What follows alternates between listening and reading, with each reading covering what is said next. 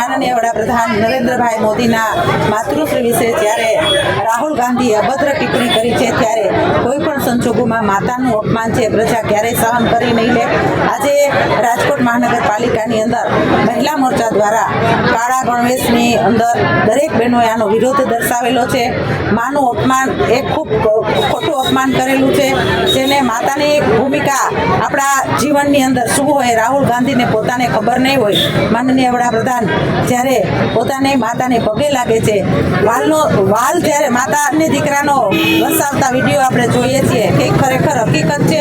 રાહુલ ગાંધી આ બાબતમાં જ્યારે માનનીય વડાપ્રધાનના માતૃશ્રી વિશે જ્યારે એને આ અભદ્ર ટિપ્પણી બોલવાનું ચાલુ કર્યું છે ત્યારથી લઈને અત્યાર સુધી દરેક ક્ષેત્રની અંદર યુવા મોરચો હોય ને મહિલા મોરચો આજે એનું વિરોધ પ્રદર્શન કરી રહી છે। આપ પણ જોઈ શકો છો કે નારાઓ સાથે એટલે ભારતીય જનતા પાર્ટીની અંદર માતાને આપણે માન આપવું જોઈએ, એને બદલે કોંગ્રેસમાં રાહુલ ગાંધીએ માતાના અભદ્ર ટિપ્પણી કરી તેનું ખૂબ અપમાન કરેલું છે। તેનું વિરોધ પ્રદર્શન આજે મહિલા મોરચા દ્વારા રજૂ કરવામાં આવેલું છે। રાહુલ ગાંધી જાહેરમાં માફી માંગે એ જ માંગ છે આપણી કે ક્યારે પણ માતા વિશે આ વાક્ય બોલતા પહેલા એને 7 વાર વિચાર કરવો પડે કે માં છે એના વિશે ક્યારે પણ અપશબ્દ ન બોલવા જોઈએ। માતૃશક્તિ ઉપર જ્યારે કંઈ પણ ટિપ્પણી ખરાબ ભાષામાં કરવામાં આવે છે ત્યારે આપણી ફરજમાં આવે છે કે આપણે એનો વિરોધ કરવો જોઈએ।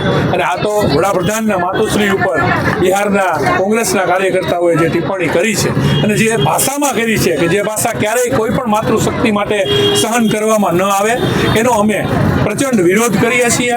અને આ બાબતે એ બધા જે લોકો જે કાંઈ પણ બોલ્યા છે એની ઉપર કડકમાં કડક પગલાં લેવા જોઈએ। રાહુલ ગાંધીએ આ માટે કોંગ્રેસ તરફથી આ માફી પણ માગવી જોઈએ એવી પણ અમારી માગણી છે।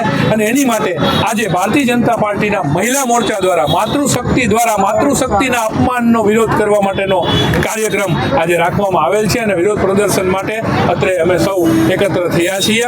ત્યારે હું આ તકે કહેવા માંગીશ કે આ માટે રાહુલ ગાંધીએ બધાની માફી માગવી જોઈએ અને ક્યારેય પણ કોઈ પણ કાર્યકર્તાએ કોઈ પણ પક્ષનો હોય એણે આ બાબતની ટિપ્પણી ક્યારેય ન કરવી જોઈએ। માતૃશક્તિનું અપમાન ભારતીય જનતા પાર્ટી ક્યારેય સહન નહીં કરે અને આ તો આપણા ભારત દેશના વડાપ્રધાનના માતૃશ્રી માટે બોલાવવામાં આવેલા શબ્દો છે, એ તો કદાપી અમે સહન નહીં કરીએ। કડકમાં કડક શબ્દોમાં અમે આનો વિરોધ કરીએ છીએ।